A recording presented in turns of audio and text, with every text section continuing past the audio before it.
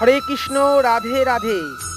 তো আজকে আমি তোমাদের সাথে আলোচনা করব প্রহ্লাদ, কৃষ্ণ ভক্ত, যিনি ছিলেন রাজার ছেলে।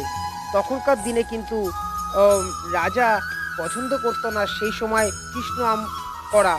যারা কৃষ্ণ আম করতো তারাই কিন্তু তাদেরকে কিন্তু রাজা আদেশ দিয়ে তাদেরকে মেরে ফেলতো, তাদেরকে সেই দেশ থেকে মানে সেই গ্রাম থেকে তাদেরকে তাড়িয়ে দেওয়া হতো।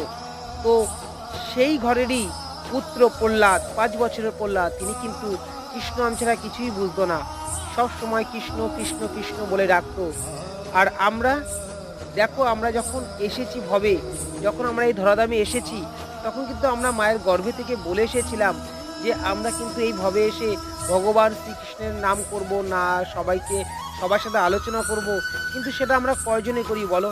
সেটা আমরা কেউ করি না। তাই সবাইকে বলবো, সবাই হরিনাম সংকীর্তন করো।